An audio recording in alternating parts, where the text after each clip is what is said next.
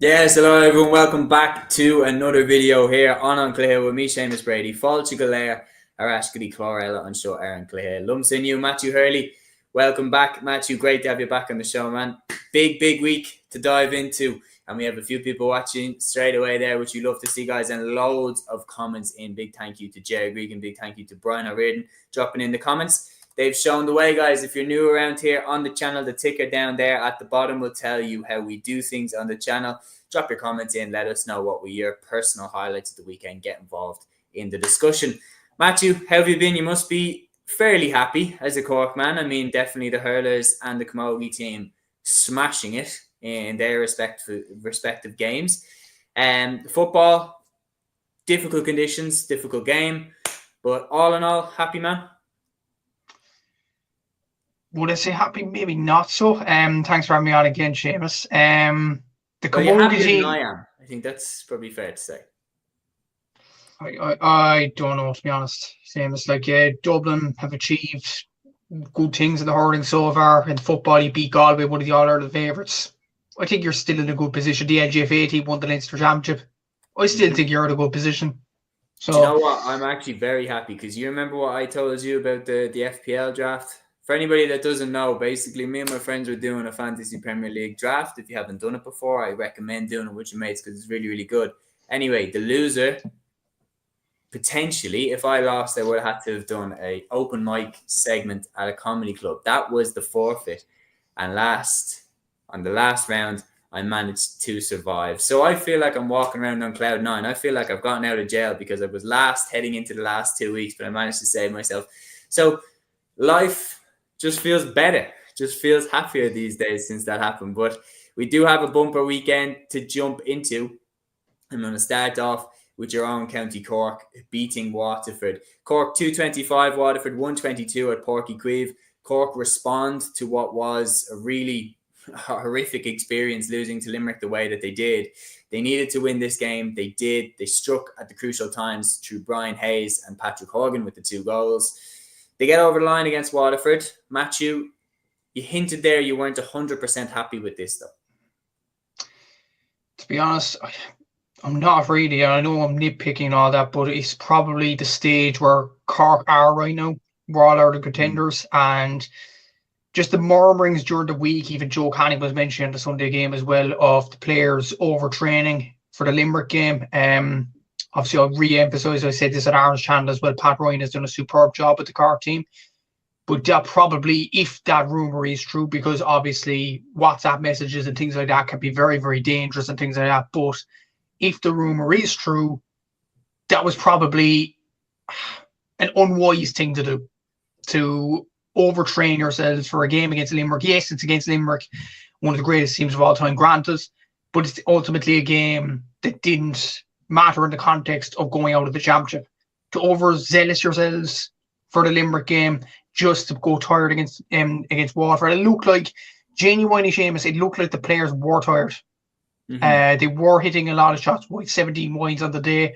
I know we had 47, but overall, Waterford had more turnovers than us in the game as well. This has been a problem this year. Tipperary have more turnovers than us in Páirc Uí Chaoimh as well. Like what Cork thrived on last year, and you know better than me as well, you were at the both games in the semi-final and the final for Cork, that we thrived on putting the opposition under pressure and savage work rate. Yeah. That has not been there, I don't think, for out of the 8 halves we played in the Munster Championship this year, that hasn't been there, in my opinion, for 7 of them, which is worrying. Yes, we won the game, and I probably should be happier. We're in a Munster final. But it's just the nitpicking and things just to get closer to this Limerick team, because the performances they've gave so far haven't been really good enough. Against Clare, yes, granted, the first half, we were absolutely superb in the first half. We threw it away in the second half. Yes, Clare were fouling and diving and things like that, but we let them back into the game, and that was poor on our part. Against Tip, I'm not really counting it because the game was over before it even started with the red card for Darren McCarthy. The Limerick game was, for the war goal, Limerick were just on it and we weren't. In the Waterford game, let's play devil's advocate for a bit, Séamus. If Stephen Bennett nets that shot that comes off the butt of the post, we could have been sitting here talking about Cork being out of the championship. And that wouldn't be a good feeling from my part, to be honest with you, especially the fact that Cork were Division 1A, won Division 1A quite comfortably in the league this year. Waterford were struggling at times in Division 1B, even losing to the likes of Carlow as well, who were Joe McDonagh team. During the league campaign, they dropped the likes of Desi Hutchinson and Austin Gleeson, which was a bold move from Peter Queeley. But those two big players out, you would imagine going into the game anyway, Cork, yes, there'd be scary moments, but once they got their groove, surely they get over the line. And it seemed to be we got our groove in the first stages of the second half, but we allowed Waterford back into the game. And that was worrying. It really was. Look at this game. I might be nitpicking. I probably should be happier that we're in a Munster Final, but it's the first Munster Final in 7 years, correct? It is, yeah. But the way we challenged Limerick last year, the way we beat them twice last year, the way that the fan hype was there last year for us to go all the way and win the All-Ireland, even taking it to the league this year, we haven't really had a complete, and I've said it before, we haven't had a complete showing since the first half against Clare in the championship, and that is worrying from my point of view. Something needs to improve. Maybe something will snap with the players when we get to the Munster Final. What I will give credit for, the defence performed brilliant in my opinion. I think Gerard Miller, in my opinion, was the man of the match. Kieran Joyce got it in the end, and he performed excellently well. But Gerard Miller, when we were in a hole, he dragged us out of it. Like for the Patrick Horgan goal, he played a big part in it. Obviously, not shooting himself, not a ridiculous shot from him from a mile out, which Cork were doing at stages in the game. He played it into the forward line, smart bit of play, and Hoggy gets the finish. Like, that is superb, and he played a part in a point as well. O'Downey had his tough moments on Sean Welsh, but in fairness, he rose from the probably doubts in his mind, and he performed brilliant at times in the full back line. Sean O'Donoghue, who provided a lot of aggression, may not have performed brilliant at times, but he was aggressive at the tackle, and that's all you can ask from Sean. Kieran Joyce was brilliant as well. But there are still worries. Like, you look at the shooting accuracy of this Cork team, 57%, as I mentioned before, with 47 shots, and we still only won by 6 points. Against a Waterford team, as I mentioned, without Ozzy and without Desi. Like, that is... I think this form can't be taken into the Limerick game. If we perform like that against Limerick, we will get white. Yeah, I think. And something has to be fixed, yeah. That's it. And something has to be fixed, no doubt about it. But overall, Séamus, I know we won. I know we're in a Munster Final. But overall, I'm not too happy with how the team has progressed at this present moment in time. And hopefully, the mindset will be changed later in the summer.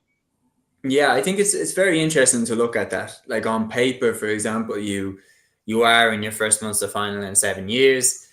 But I think if you had to go back to the John Myler Cork teams, that was a Cork team that felt like, in a kind of similar way to how Galway didn't. Correct me, obviously, as a Cork man, if you feel like I'm wrong, but I feel like that Cork team, you know, there were a lot of lads in there like Christopher Joyce, like Anthony Nash, like players like that had been around the block now for a few years, and they kind of felt like now's the time to win All-Ireland. You've won back-to-back Munster titles. Now's the time to kick on and win an All-Ireland. And just the way that they fell short dramatically in that semi-final to Limerick, and then 2019, 2020, it was kind of clear that, okay, bit of a rebuild now needs to happen. I thought the All-Ireland final in 2021 came too soon for Cork. I thought Limerick were more ready. But it's clear then that by last year under Pat Ryan, the rebuild stage had been finished, and you had a team there that was good enough to go and kick on now. And that's why even getting to a Munster Final, you have to take it with the context of where you actually are at now. You are a team that were a whisker away from winning the All-Ireland last season. As I said, play that game 10 times. I think you win it 5 times. It was so evenly matched. So you have to kind of judge the team on the standards that you know that they're capable of, not something that you haven't seen them do yet. You have seen Cork perform better than that. Yeah, there's really, really good comments in here. Brian Reardon says, for Waterford, it's more despair. They've yet to escape the round-robin format in 6 attempts, and for the 4th successive year, they won't be hurling in June. Johnny Murphy's decision to not award a penalty against Cork's Mark Coleman for denying goal-scoring opportunity to Waterford's Stephen Bennett. It'd be interesting to get your opinion. Personally, I thought they definitely got lucky to get away with that. I'm not saying it was a stonewall black card, but I was thinking I definitely could have seen that given. You just question, really, Séamus, why was the black card brought in for hurling? To deny, to take away, cynical play. And Cork were doing it in the second half when they were under the cosh. Cork probably should have been under the cosh, but Séamus Hardney did it, I think, in the second half as well. Obviously, well done to him for fouling. I think when you're a Cork supporter, you're thinking, okay, brilliant, Séamus. But if you're a Waterford supporter, you're absolutely annoyed by it. But it is a penalty. Why is the black card even brought in? And Mark had a decent game yesterday, I will say that. But I think that's a penalty all day long. We haven't seen a high-profile one in a long time, have we? We haven't seen a high-profile one. The thing is, I think such a controversy when it was first brought in, and it's really died in 2021. I remember when I think it was, what was it, Aidan McCarthy fouling some tip player. Yeah, no, it was Aidan McCarthy fouling. I think it was Jason Ford, and he was more close. He was closer to the Ennis Road than he was to the Clare goal. I remember that one. Jerry says here it was more a black card than the ones I've seen awarded against Clare in the Gaelic grounds. I do think it was, and Brian says the lack of use of the black card is very annoying, because you do get the vibe that, like, what's the point of it? Like, why did they just bring it in if you're going to get stonewall instances with the black card and not use it? Jerry says Waterford will have huge regrets about that game. Really had an opportunity to get out of the round robin. 2 goal chances not taken.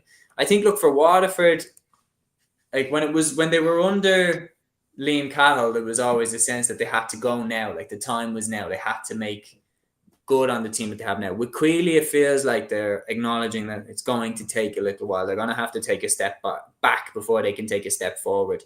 And I think over the next 2 or 3 years, they could build something there. But the worrying thing from a Waterford perspective is nobody in Munster seems to be slowing down. Clare showed with that last result against Limerick that, especially with the players like Jack O'Neill, doing with Stritch coming through, like, they're not going to slow down over the next few years. Tip are going to get a lot better. Cork are going to go from strength to strength as well, and Limerick seem completely refreshed. So for Waterford, unless they can really, really produce an incredible rebuilding of the team and polishing up on what they already have there, I don't know if I would back them to get out next year, because it's going to be, I think, even harder, because I think Clare will get a little bit of a break. I don't think they were at the races this year with the All-Ireland in the rearview mirror and everything like that. And the injuries to key players like Shane O'Donnell and John Conlon and Diarmuid Ryan over various stages of the season, Tony Kelly as well. Like, I don't think that they were at 100% at all. And I think that external circumstances definitely played a bigger part, I would say, because you see the performance that they put in the second half against Cork. You see the performance that they put in against Limerick. There definitely was still something there if they had just managed to sneak out with the Munster Championship, but ultimately it just wasn't to be. So for Cork in this, the key moments I think that you need to look back on is the positives you need to take is, from a Cork fan's perspective, is number one, they were coming into this game off the back of a humiliating defeat to Limerick, and it was always going to be difficult to bounce back fully from that. You're always going to have a little bit of a hangover from a result like that.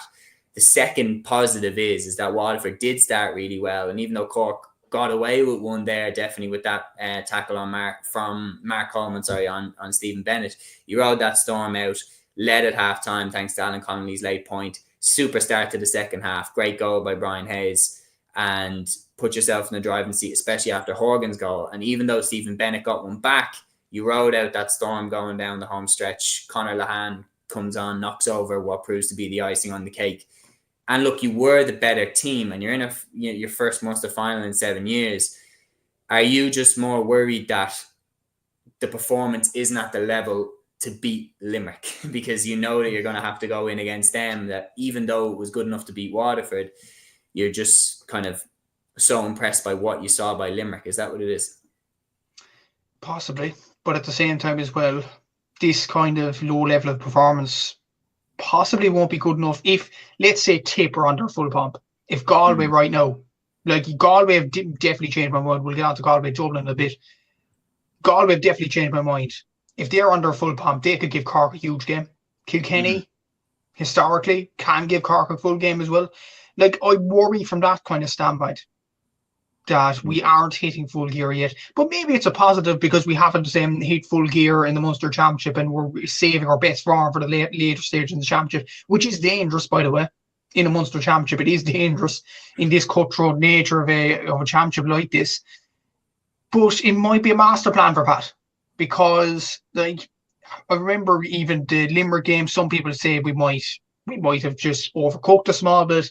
Maybe we overzealousized ourselves before the All-Ireland final against Clare, which was true to an extent. We were thriving All-Ireland favourites after that win over Limerick. The whole county was on a high, and then we lose to Clare in the All-Ireland final. In its absolutely outstanding game of hurling, but we lost the game. Mm-hmm. So maybe Pat is just planning their run in a while. And I'll go back to the footballers in this as well. In 2009, we were the best team in the country. We hammered Donegal. We absolutely slaughtered Tyrone, even with a man sent off with Alan O'Connor. And then we lose to Kerry pretty tamely in the All-Ireland final. Then in 2010, we didn't perform well up until then. Okay, we brought Kerry to extra time, but we struggled over the line against Wexford. Limerick brought us to extra time. Dublin probably should have beat us in the semi-final, but we won the All-Ireland in the end. Mm-hmm. Maybe Pat is building something similar to that. I might be clutching at straws now, maybe, but we'll have to see what happens in the next few weeks. But it certainly won't be good enough to beat Limerick, these sorts of performances. But I think with these sorts of performances would show as well, Galway taped Kilkenny won't be scared of this Cork team, considering current form at the moment. Yeah, no, it's a great point to make. But personally, I'd look at it and say I think that the five sides are so even. I think you throw them against each other on any given day, and I think any of them can beat any of them. Jer says Waterford will be hoping this year's minors can give them hope. Really played well in the minor Munster final. Brian Redden says the performances for Cork in the league would be able to beat Limerick. The last two performances would not be. Now, we will move off that game, but if you have any comments relating to that game or questions related to that game, do still throw them in and we will get around to them. But we are going to move on to the second game from the Munster Championship, which took place across the weekend. Limerick 24 points, Clare 320 at the Gaelic grounds. Clare finished their year on a high, 2 goals from Ryan Taylor and 1-8 from Mark Rogers, the highlights, in a well-deserved victory on the road. So Clare finished their season on a high. What would you take from this if you were a Clare fan?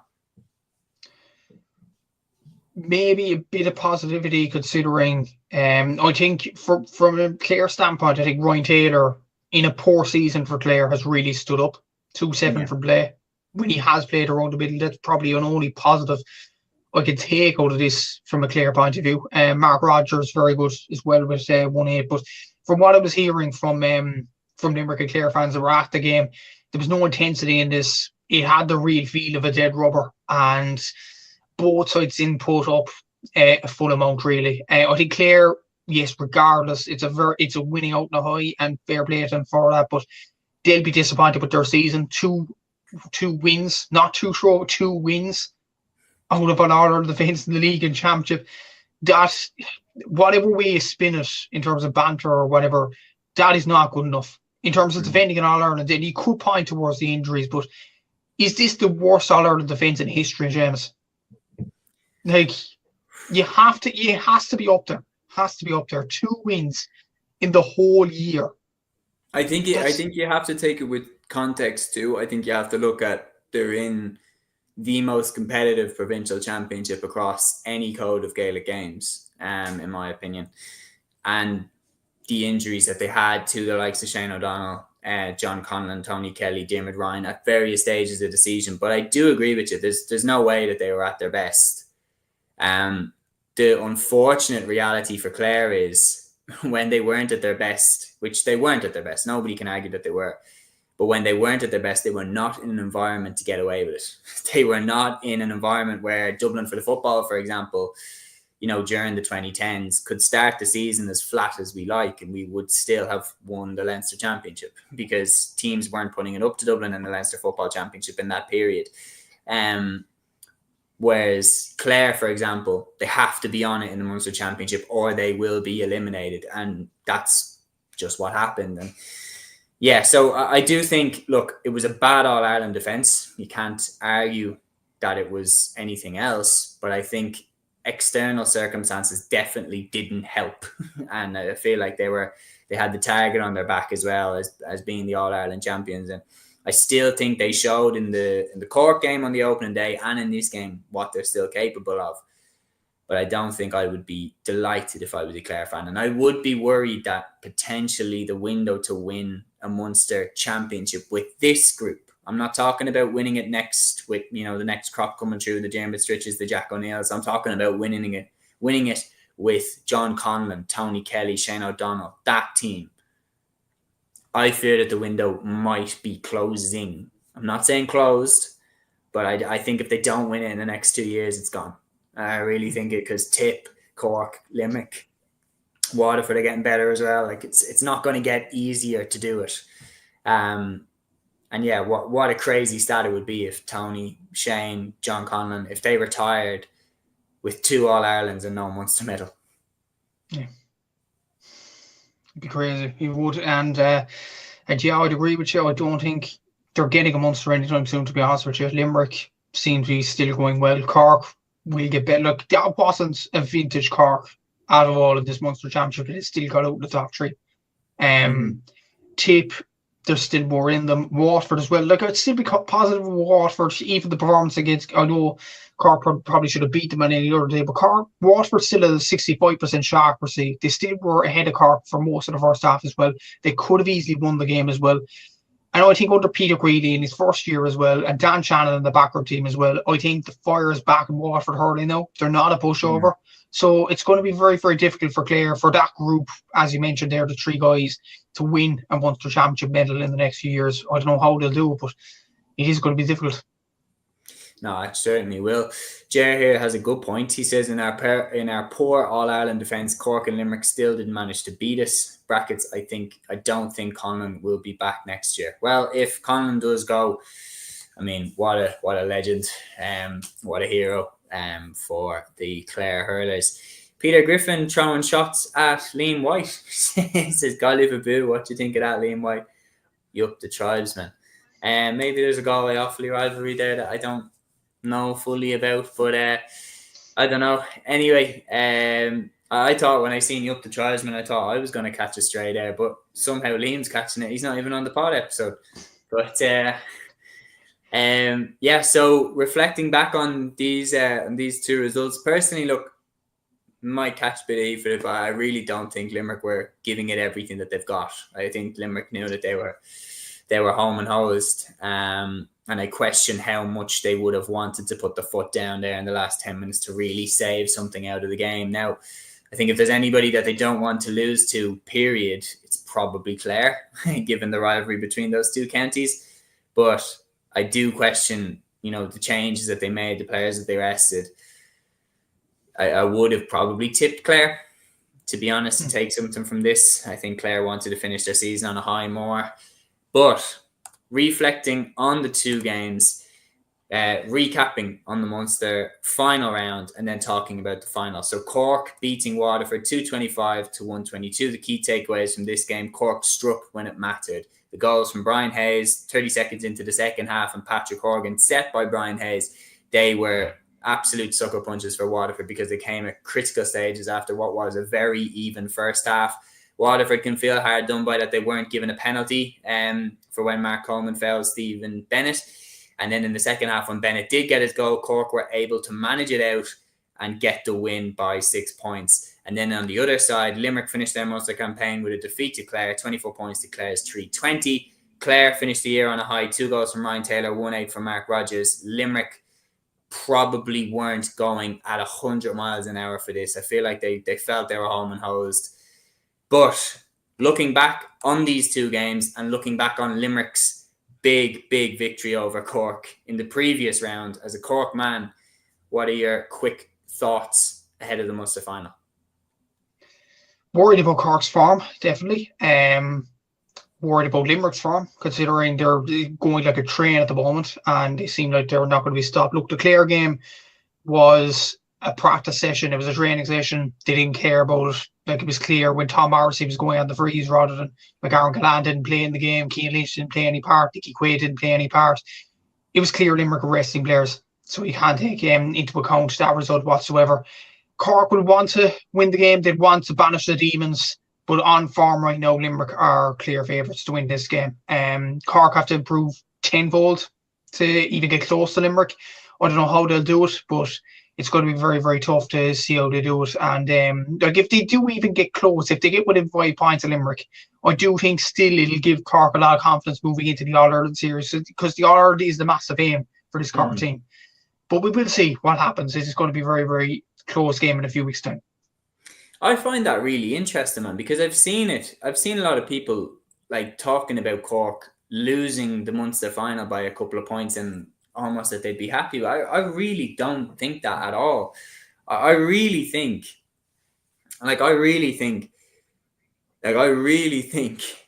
Cork can beat Limerick in this Munster final. I don't see why people all like it. Don't get me wrong. That's a terrible day at the office for Cork. That was a terrible day at the office for Cork. But to say that they can't beat Limerick, in my opinion, is just wrong. They beat them twice last year. Like, one of the most competitive rivalries that we've ever seen in Gaelic Games was the 1970s rivalry between Dublin and Kerry. That's seen as one of the most competitive rivalries in the history of Gaelic Games. Yet in 1978, Kerry destroyed Dublin in the All-Ireland final. Yet every game after that, people knew that Dublin could beat Kerry because of the rivalry and because of how, one day it just could be Kerry's day, one day it could just be Dublin's day. And the reality is Cork definitely can beat Limerick in this Munster final. Do I make them favourites? No. But I do think that they can beat them. And I think that they are the most likely team in hurling right now to beat Limerick. I think Limerick looked absolutely terrifying in that Cork game because they looked like they got their mojo back, they got their energy back. But I really do think they can get over the line. I really think every game that you go out in the Munster Hurling Championship, don't get me wrong, there's favourites and there's underdogs, but I think all 5 teams in the Munster Championship can beat each other, hence why it's been so competitive for the last few years. Limerick will be favourites, but don't write off Cork. I have a few comments to run through here. Do you have anything to add to that match just before we move on? Just a few things. Number one, I'd never seen Clare we go back to the other rivalry. Clare never got hammered by Limerick. They might have lost tamely, but I don't think they've ever got hammered by Limerick. So that is a worrying sign from a Cork point of view. And number two, I don't know, did you see this brief shot in the Cork and Limerick game to the sideline? Paul Connacht actually was smiling like, we've got them sussed. Yeah. And it was almost like he's Limerick and Connacht, the genius he is in the backroom team, have figured us out. Up to that point, Cork have been Limerick's kind of Achilles heel, but then Connacht was just like he came up with a plan to negate Cork's threat, and it worked. And I have that fear in me that this Limerick team have a sus now. It might be just a small little thing, but could be the case.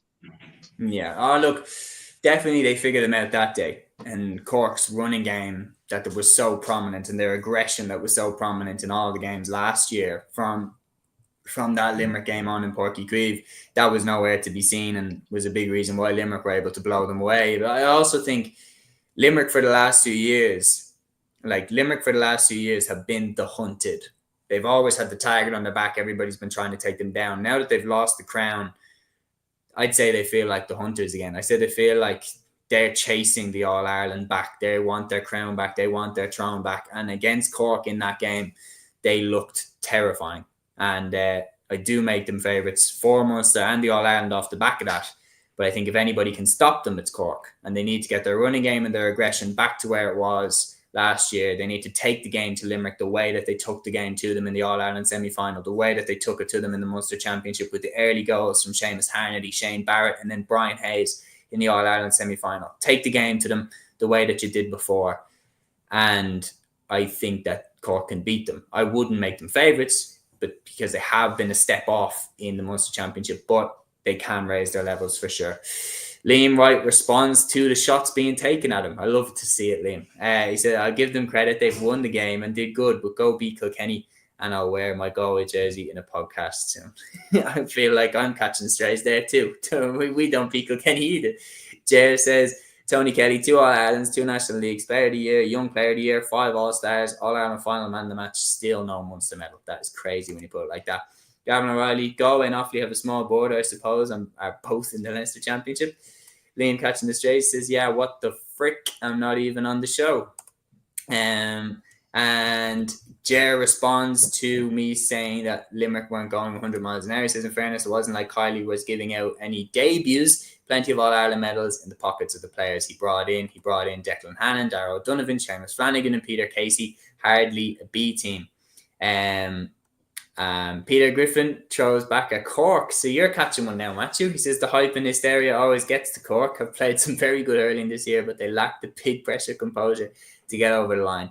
I would strongly disagree with that, to be honest. They saved themselves last year when they were literally on the brink of being eliminated. And yet you might point to the All-Ireland final and say, oh, Cork didn't get over the line that game. Watch that game back. It was a complete toss of a coin as to who could have won that. Both of them would have been worthy winners. That was just Clare's day, and Tony Kelly and players like that made the difference ultimately. My good friend from Mexico, Zio Zakul, is back. He says, crazy games. Great comments, friends. Great to have you back on, Zio. Love to see you on the show. Always brings a smile to my face. And Brian says, Cork can most definitely beat Limerick. The full forward line is what impresses me the most. And Brian he says, Cork will have, a point to prove after the last weekend. All given form, you have to fancy Limerick. Brian has a question for you, Matthew. He says, what would Matthew say is the reason for the bad performances in the last two games? The most logical reason really is the rumours going around the high intensive training session. Maybe not so much for the Limerick game, but the Waterford game in particular, it just looked like the players were tired. Yeah. Not that the hype got to them, I just think they looked absolutely bait, I'll be honest. They looked probably out of their heels as well. That they were playing a slow-paced game of hurling against Waterford as well. Like there was a period in the game where Patrick Collins was poking to Sean O'Donoghue back to Patrick Collins, then across the square to Owen Downey, and the Cork fans were actually screaming, "Puck the ball up the field." There was no kind of elements of getting up the field from a Cork point of view, and it was just, I think they just were just like, get over this game, get over the hurdle, and then we'll move on to the Limerick game in 2 weeks' time, because it just looked like they were absolutely tired. Maybe they put too much into the league. I'm not sure. They're true, but that is a lesson they have to learn. If the training session rumour is correct, obviously Pat denied it on RTE. I don't know what is the rumour and what isn't, what is true and what isn't true. I'm not in the camp, obviously. But if those rumours are true, it's a lesson that has to be learned. Yeah, I mean, look, we've seen it before. I personally, if Pat's coming out denying it, I think it's probably just people shooting, because Cork have been a little bit flat in a couple of their games. But look, the reality is last season they were on a freakish crest of a wave that was brought on by the fact that you literally survived the jaws of being eliminated. Like you literally were basically got out of jail. Like you should have been eliminated from the championship. You somehow saved yourselves. That momentum that you can get kind of swept along.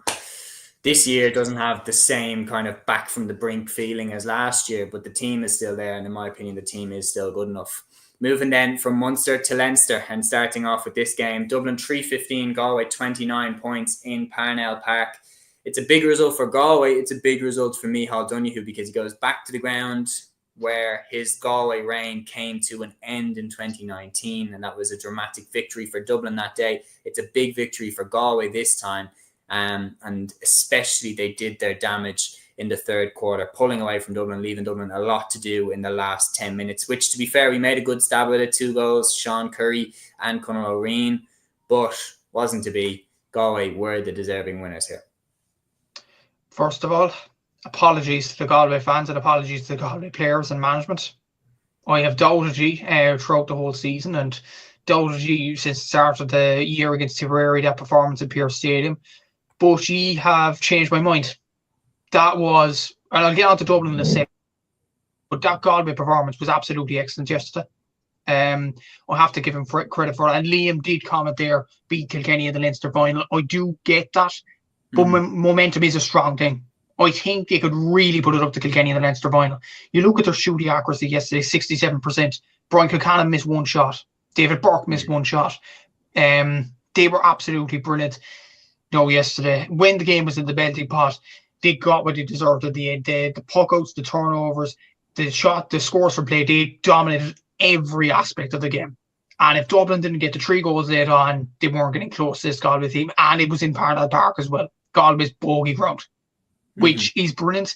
And it's a bit of a hoodoo to get off the back as well. That was a superb performance from a Galway point of view.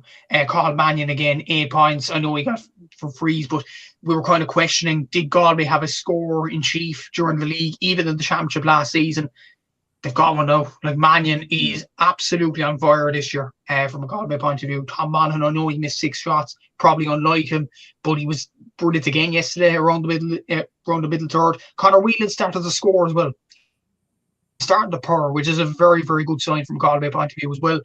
Usually before this game, he would have been around the middle, kind of working for the team, but he got 3 nice scores now yesterday. So it is going to be very good for his confidence as well. Keenan Fahy had a good performance, so did Anthony Burns in the corner, Conor Cooney after coming on. So very, very impressive performance from Galway, and they're starting to change my mind.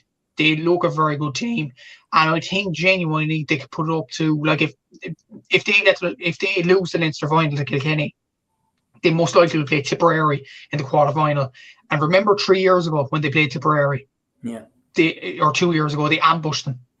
And could that be a similar trend? We'll have to see. But Galway are going along very, very nicely. From a Dublin point of view, you're in the knockout, Séamus, which is a positive, obviously. You're in the All-Ireland Hurling Championships still. But I think you lost it in the first half. The stray shooting was very, very poor. There was a few instances where Dublin just weren't on their A game in the forward line. And overall, they had 13 wides, 50% shot accuracy. That isn't good enough. I think 47% shot accuracy in the first half alone isn't really good enough. And once you actually ran at Galway, to be fair to you, you got the goals, you fought your way back into the game, and you're well able to get goals, which is a positive for Dublin moving forward. It just wasn't your day yesterday. But from a Galway point of view, I would be very positive for them moving forward in the championship. And again, apologies to the Galway fans. Liam White echoes that. He says, I shall, like Matthew, apologise too. Peter Griffin has a few comments in here. He said, where to now for Waterford? Desi being dropped. If the captain's being dropped, it is like a sinking ship. Feel sorry for Stephen Bennett, a one-man machine. Peter also says, first time Galway have beaten the Dubs up there in the round robin. That's absolutely true. Fintan Burke marshalled Hedgehoe very well. He certainly did. Brian O'Riordan said, this very, very disappointing performance. The shot selection and decision-making was very disappointing. Jer says, if Laois win the McDonagh, the Dublin team could fully avenge their 2019 setback. Yeah, that might be. What's actually funny is we beat Laois pretty much every year that they were in Leinster after that year, but everybody just kept saying, "Oh, remember Laois beat Dublin?" So it's almost like Kerry and Offaly in 1982, isn't it? Yeah. One time you just remember it, and it's like, oh no, you can't beat this team. The only kind of omen where that applies to is Down always beating Kerry, and people might think, oh, that's because of 2010. Kerry have never beaten Down in the championship. That's a crazy stat. Crazy stat, yeah. I think from a Dublin perspective, one of the best things I've ever seen, and Brian, if you're watching this, I know that you'll agree with this. I remember Dublin played Laois in the Leinster Championship. I think it was 2016, and Laois put Downey Kingston in the full forward line, and they kicked a few high balls in on top of him, and Downey Kingston won a couple of them. And like he did okay, but he didn't really do a huge amount of damage against us. And then all of a sudden, because of Downey Kingston catching a few high balls in, this narrative started to develop that, like, oh, to get at Dublin, you need to put a big man in there and you need to kick the ball in high. And so many teams, especially Mayo, put Aidan O'Shea in and just thumped the worst ball I've ever seen kicked to a full forward in. And I'd say that cost them a lot. And I was like, that's one of the best misconceptions that Dublin have ever had about them, that the defence was somehow there to be got at if they kicked high ball in. Go back and watch the last 10 minutes against Kerry in the 2015 All-Ireland Final. Go back and watch the 2015 All-Ireland semi-final against Mayo, where Mayo's clear strategy was to kick ball in on top of Aidan O'Shea, albeit it was terrible ball.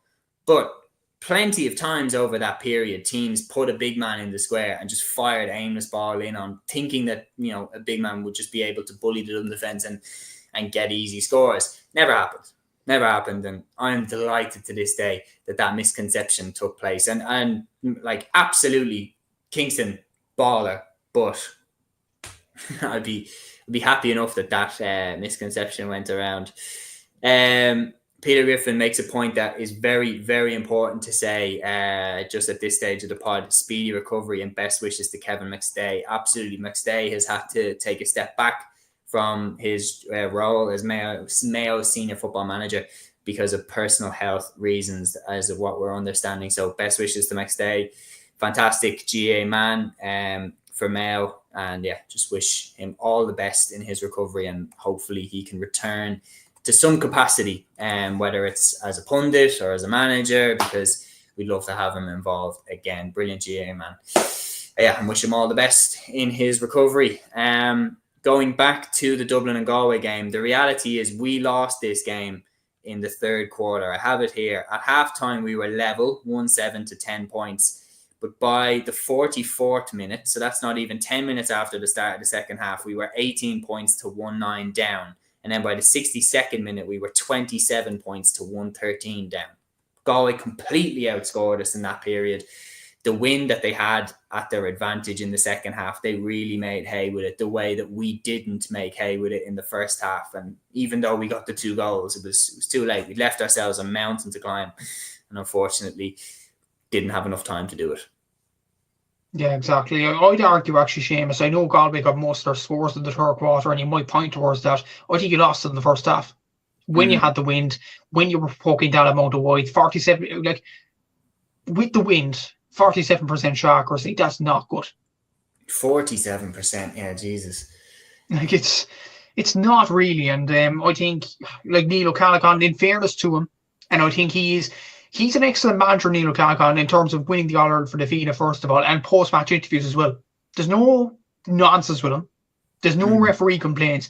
He gives the reasons why Dublin lost the game, and you're saying, okay, I actually believe him, and he did mention the shooting accuracy in the first half wasn't good enough, and he said that's not up to the level of our forwards. And even in the Kilkenny game, he did blame the referee either. So I have to give Neil a lot of credit for that, for saying it like that. And I think Dublin hurling is going in one way with this guy in charge, and that is up. And that is a positive for Dublin hurling. But I think he lost in the first half. Look at the shooting accuracy there. Yeah, I mean, it's kind of hard to argue with that. 47%, was it what you said? Yeah. I mean, that's hard to argue with. John Doherty here says it would be great for the game of hurling for Waterford to win the All-Ireland. However, I think it's looking like a pipe dream for them now. Moving on then to what was the other seriously consequential game in the Leinster Championship, Wexford Kilkenny. I'll actually put them together because Wexford Kilkenny, look, Wexford knew they were out. Kilkenny knew they were in the Leinster final. So it's kind of hard to go into this game at 100 miles an hour, but fair play because it was a good crowd there from both Wexford and Kilkenny. Lee Chin provided a masterclass again. 1 goal and 13 points he scored in this game. And in the championship, he has scored 3 goals and 56 points. 16 points against Antrim, 1-7 against Dublin, 12 points against Galway, 1-8 against Offaly, and 1-13 against Kilkenny.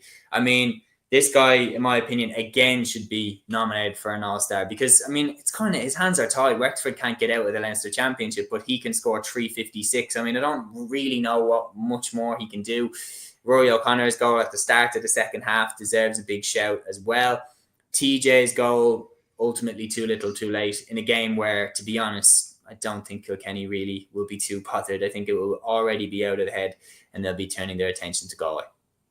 Exactly so, and credit to TJ. Actually, we're doing top scores from playlist, and TJ Reedy's in it with 4 goals and 3 points, and he's nearing 40, which is absolutely incredible. And credit has to go for him for this season. And he didn't play in the first 2 games, I don't think, for Kilkenny, which is absolutely incredible in its own right. But for Lee Chin, top scorer of the championship right now, as you mentioned there, 3 goals and 56 points, which is absolutely a crazy number.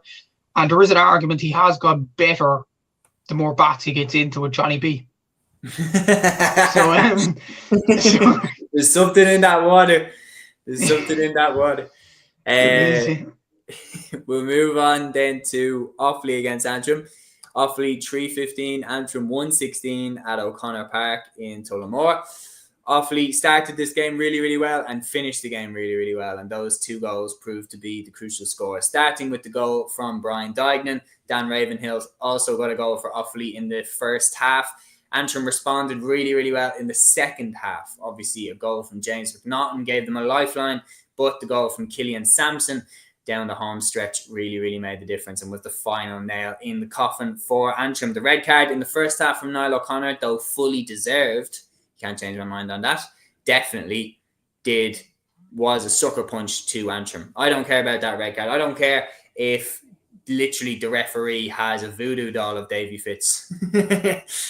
Literally, that's a red card every day of the week.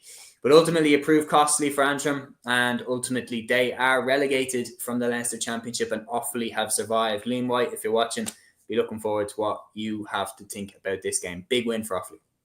Huge win, yeah. And to stay up in the Leinster Championship, no matter what way you do it, you've done it. And fair play to Offaly for doing that. Obviously, the goals of the first half from Brian Duyden and Dan Ravenhill, you would think Offaly were going to run away with it, especially with the red card for Niall O'Connor. And looking back at it, you can't argue against it. It's a red card. Davy cannot go piping with the referee over this. Simply, it's a red card. Simple as. But to be fair to Antrim, unlike what they've done with Davy throughout the whole season, they did fight back. And James McDonagh got a brilliant goal in fairness to him. But Offaly showed a lot of grit towards the end of it, and Killian Sampson got the goal, and deservedly they are still in the championship. For Antrim, it is a disappointment, considering, okay, and the Sunday Game pundits did mention that last night as well. They didn't push on ever since, obviously, the win over Wexford, where obviously they performed brilliant. Jordan Walsh and Sean Elliott were absolutely incredible that day against Wexford. But the reality was they didn't push on. And that is the negative from an Antrim point of view, that they just didn't kick on when needed. And now during the Joe McDonagh Cup, it's going to be very difficult for them next year. No matter who's in it, obviously Westmeath will have to improve. Carlow are still going to be in it. That's still not an easy game for them.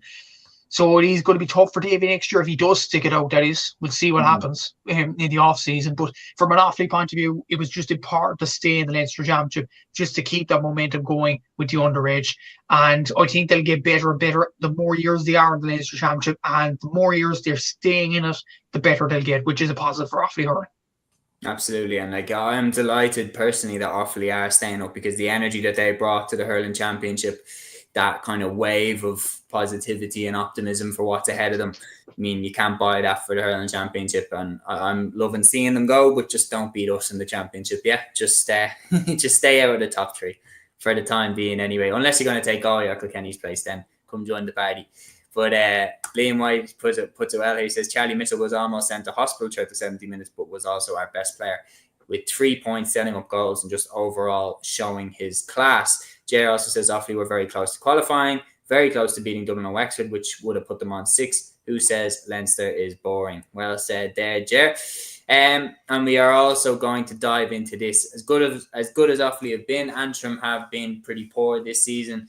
And that brings us on to Davy Fitz. Peter Griffin says here, Davy versus Sambo, spat like this can't help the cause. Surely Davy out the gap now. Look, the reality is, Terence McNaughton is a legend in Antrim hurling. He's literally a god up there when it comes to hurling.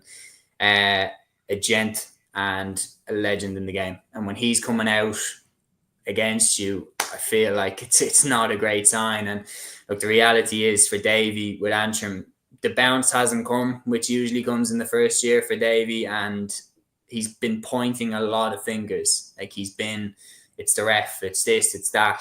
That's always the sign of someone on the way out. It's what Mourinho does whenever he's about to leave a club. It's what top managers do when they're starting to kind of realise that it's not going their way and it's not going well for them. And do you think that this is where it ends? I do. I would be stunned if Davy's back next year. Yeah, I would as well. And we mentioned this with Davy's tenure with Waterford last year. It's almost like it's not about the players, it's not about the county, it's not about the team itself. It's the Davy show. And that is the negative coming out of this with Antrim. Like, even Davy was saying, the refs hate me, things like that, after a 20-odd point loss to Galway when they were totally outplayed. And it's just like, you're just looking for attention here. Davy has done some brilliant things in the game. Obviously, winning the All-Ireland with Clare, winning the Leinster Championship with Wexford, winning the Munster Championship with Waterford in 2010. But there comes a time now where this kind of whinging has to stop. It's not, if anything, it's hindering Antrim's progress. because they did make progress under Darren Gleeson. They did under his tenure. But ever since Davy's come, like the Antrim were a difficult team to beat up at Cork Park when Darren Gleeson was there. You would always, like, whether it be Wexford going up there, even Galway or Dublin going up there, you knew Antrim would give them an almighty test of their lives. But every time the team has gone out to Cork Park this year, it's almost like Antrim were just ready to get their asses kicked. And you look at it this season, Waterford absolutely hammered them in the league. Dublin beat them easy enough. And it summed it up.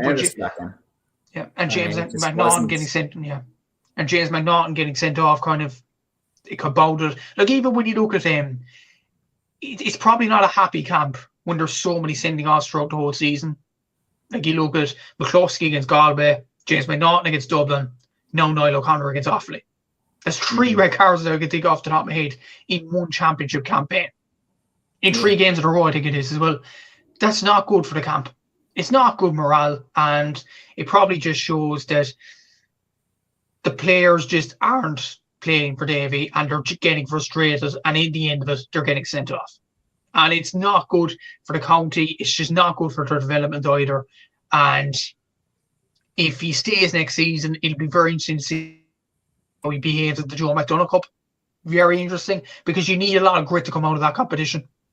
Yeah, you seen it even this year. Carlo, absolutely brilliant this season. No riffs in the camp. Absolutely brilliant players like Chris Nolan and Martin Kavanagh. They still didn't make the final. Yeah. It's going to be a very, very difficult competition next season. So I think, like, if Davy doesn't want another tough ride next season, I think he walks. But if he's genuinely going to give it a go, let him stay. But I don't know where the Antrim people actually responding to Davy right now.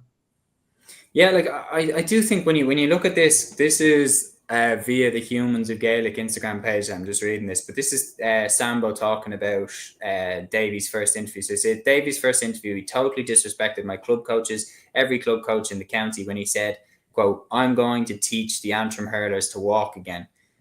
It's bullshit. Why does he have to disrespect what's gone on before all of the time?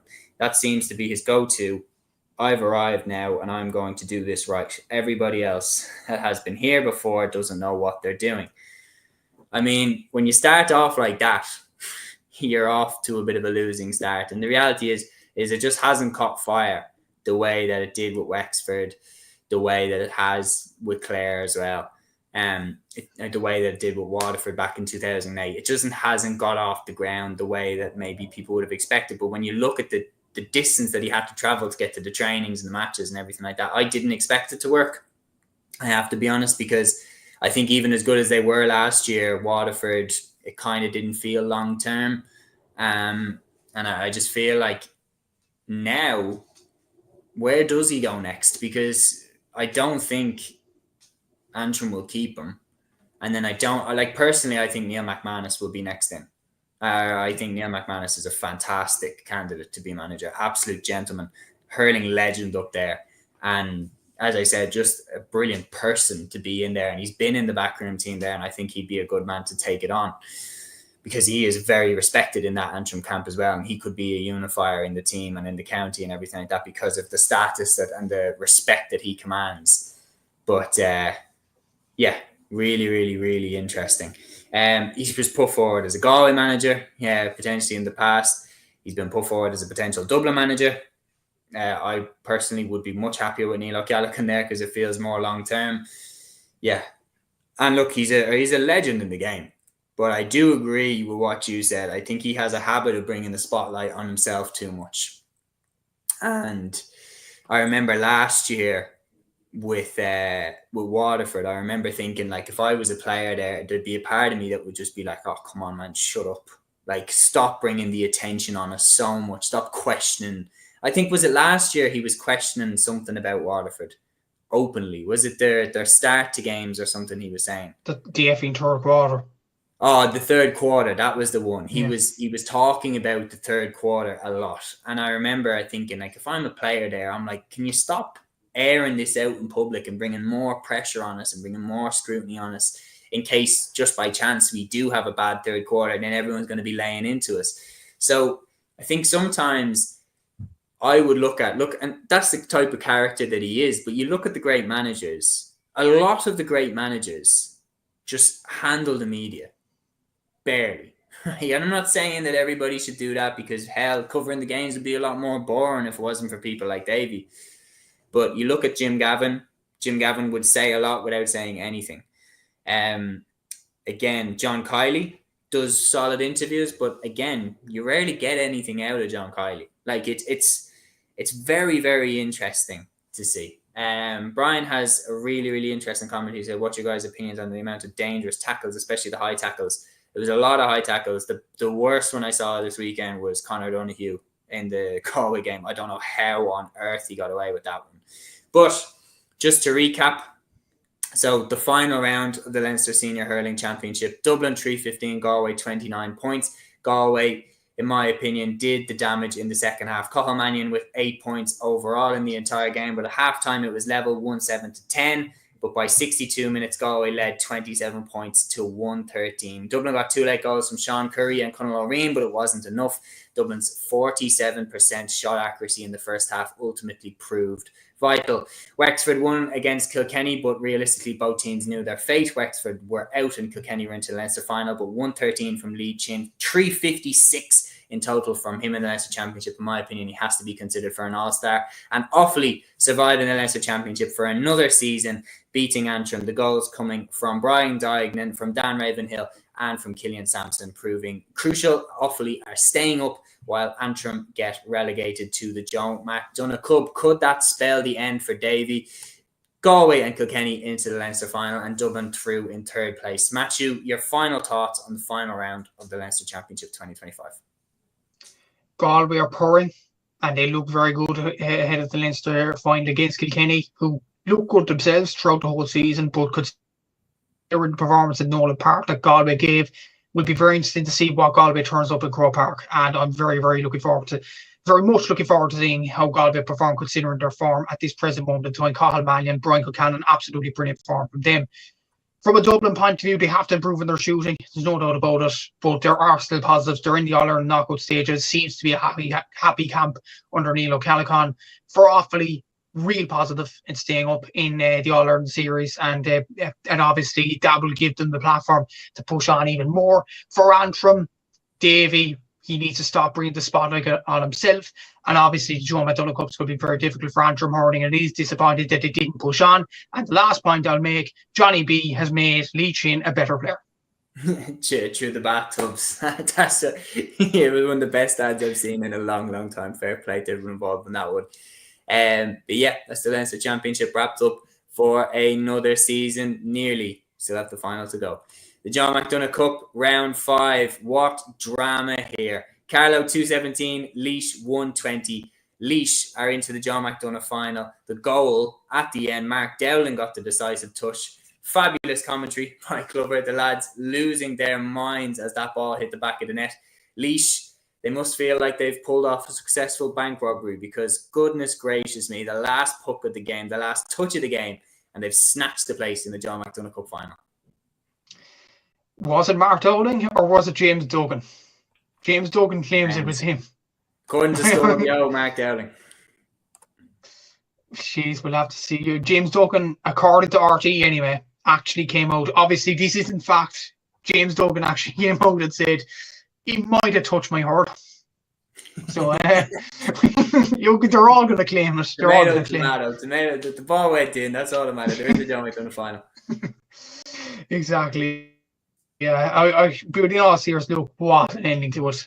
You have to feel, just from a Carlow point of view, you have to feel awful for them. They performed so well in this competition. But to lose a final place with the last puck of the ball, a long dropping ball at home as well, like it's heartbreaking for the likes of Martin Kavanagh, Chris Nolan. They didn't perform badly, they performed absolutely excellently throughout the whole season, not just in the Joe McDonagh Cup, but in the league as well. And for them to get nothing out of it, it's absolutely heartbreaking, gut-wrenching for them. For Laois, it's a massive recovery, obviously, for the Kildare game last week. A horrible defeat to take in O'Moore Park last weekend. But they got the win in the end, or they got the draw, should I say. It felt like a win. And it was a very, absolutely. But very good from a Laois point of view. And Tomas Key's getting 15 points, which shouldn't be forgotten as well from the excitement of it all. He is Laois this season. He's performed absolutely brilliantly from the freeze in particular, and he deserves a lot of credit. So well done to Laois for getting to the final. Carlow can hold their heads up high. It's so unfortunate how it turned out, but I think the game against Kildare decided their season in so many ways. Yeah, especially the fact that they lost that and it was a home game, and then to have the home advantage against Laois and to not get over the line. Not getting over the line those two games is crucial, especially because Kildare then went away to Laois and beat them as well, and Laois didn't slip up in any of their other games. So look, the reality is Carlow were the obvious one on paper that you were expecting to come out of the Joe McDonagh Cup this year. Like, I mean, the performances that they put in the Leinster Championship last year, the draw of Kilkenny, obviously the standout performance, and the hurlers that they have, the Kavanaghs, the Chris Nolans, the James Doyles, everybody was anticipating that they would bounce straight back up. But my God, like the quality of the competition has just gone from strength to strength, and Kildare are rising, Laois are heading in the right direction again. Westmeath pulled off a great win there on the final day to prove that they've still got some serious players there. And that Joe McDonagh final between Kildare and Laois will be a banger. There's a repeat of what happened in O'Moore Park. Kildare hit crucial goals at the crucial times, 2 from Jack Sheridan, David Qualter. Like, they really stepped up at key moments to get over the line that day. But absolutely, that one is going to be a banger. Jer says, Carlow, so unfortunate to be relegated last year and not to get back to the final this year. You'd hope they dust themselves down and come back next year. Hopefully they do. Hopefully they do, because the momentum that they had in hurling over the last couple of seasons has been extraordinary to watch. Hopefully they can bounce back. Brian O'Riordan says here, and I haven't actually heard about this, so I'm not sure, but he says, a very welcome to see the Leinster Council to give 20,000 free tickets to children for the Leinster Hurling Final. I haven't heard that, but that's welcome news if it is the case. We want to chew then the other two games. Kildare pulled off the necessary, beating down by 126 to 114. Special shout has to go to David Qualter here with 113 to his name, while Kerry 114, Westmeath 228 in Austin Stack Park. So with that, what I will do next is recap the Joe McDonagh Cup, and Matt, you get your final thoughts on the competition. So starting off with the Carlow-Laois game, Carlow 217, Laois 120. Carlow at the death denied by Laois. Whether it went in off Mark Dowling or went in off James Duggan, it went into the back of the net. Laois get the goal. Must feel like they pulled off a bank heist, because my God, the scenes at the end, the commentary on Clubber was unbelievable. Unbelievable results for Laois. They're back in the Joe McDonagh Cup final against Kildare, who pulled off the necessary win against Down. David Qualter stepping up at 113 in this game. Outstanding individual performance by him. And Kerry were beaten by Westmeath 228 to 114 in Austin Stack Park. The big players in this game for Westmeath, Killian Doyle with 15 points, David O'Reilly with 1-6, and Niall O'Brien with 1-1 as they finished strongly. So the Joe McDonagh Cup regular rounds is finished. We have Kildare and Laois in the final. What are you anticipating from that? Brilliant performance by Laois, obviously, and they will be going in as favourites, despite the fact Kildare did beat them a few weeks ago. But Laois, with that momentum, with that excitement for the game against Carlow, to get to the final in that light, it's an absolutely brilliant achievement by them. And it will be a tough one to call, but I would say Laois should probably be slight favourites. Kildare, no matter what happens in the Joe McDonagh Cup final, they've had an amazing season and they deserve a lot of credit. David Qualter, as you mentioned there, Jack Sheridan, absolutely brilliant performances over the last few weeks, not just in this Down game. In this Down game, they were expected to win and they got over the line with comprehensive ease, to be honest, and it was a very good display by them. And Brian Dowling deserves a lot of credit. He's brought Kildare hurling to another level and he's brought them on an upward trajectory. Fair play to him for that. This season they won their first game of the Joe McDonagh Cup. In the same season they reached the Joe McDonagh Cup final. That is absolutely brilliant and they deserve a lot of credit for that. And in terms of the other game, Westmeath, Killian Doyle and David O'Reilly performed brilliant, so did Niall O'Brien. They survived, but from a Kerry point of view, they couldn't even make a match day panel for this game, from what I was hearing from sources. And it is a concerning time for Kerry hurling, who have reached a lot of Joe McDonagh finals, have got close to the Liam McCarthy Cup, just close at no cigar. And I fear, and I genuinely do fear this, because I'd love to see Kerry hurling rise from the ashes. Kerry hurling is going backwards now, which is very, very unfortunate to hear that. And I don't see it slowing down. It is very unfortunate for Kerry hurling, but to be honest, I don't think they even come back up out of Christie Ring next season with the likes of Meath still in there, London, potentially London or Derry. It's going to be very difficult for Kerry next season, and it's unfortunate that they are going down. Yeah, I think losing players of the quality as well of Fionn Mackesy, I think they were just absolutely massive blows to them. And I mean, it's unfortunate when you lose players of that standard, and it's very, very, very hard to recover from. Now, we are going to move on to and we're going to give actually a word, because it is important to give a word to this. Lory Meagher Cup semi-final. What a performance by New York. 129 to Monaghan's 213. The half-forward line for New York in this game has to be kept an eye on. At right half-forward, starting, you had Johnny Glynn, obviously, who's an All-Ireland winner with Galway, and he provided 2 points. Centre forward David Mangan scored 11 points, and left half forward AJ Willis scored a goal and 8. I mean, they were by far the better team in this game. Going in against Cavan, this is not going to be an easy game for Cavan by any stretch of the imagination. Cavan have been a very, very, very good team in the Lory Meagher this year. They've been by far the best team in the regular round season. But by God, this is going to be a big test for them in the final. And you have to give credit to New York for scoring 129 in their first ever Lory Meagher game. Obviously, Johnny Glynn will get all the plaudits for the standard of a player he is in this New York team, but AJ Willis got 1-5 and David Mangan got 10 points. They cannot be underestimated either, and it is going to be a very good, difficult game for Cavan in the Lory Meagher final, and best of luck to both sides next weekend in terms of that final. But yes, it's brilliant for New York and it's brilliant for overseas GA, but does the Monaghan manager, Arthur Hughes, who was talking during the week before the game, make a good point here? He labelled New York's inclusion in the semi-final of the Lory Meagher an absolute disgrace. This is before the game was even taking place. No rhyming intended there, but the RT article saying Monaghan hurling manager Arthur Hughes has labelled the decision to hand New York a Lory Meagher semi-final spot without playing a game an absolute disgrace ahead of their clash in Mullingar on Saturday. At Congress in February, a proposal from the Central Council and the CCC passed, allowing Richie Hartnett's side to compete in the latter stages of the competition. And Hughes's problem with it is Monaghan have played 5 games. A lot of other teams have played 5 games. Cavan have played 5 games. New York haven't played any. Well, they played 1 now against Monaghan. That is the issue here.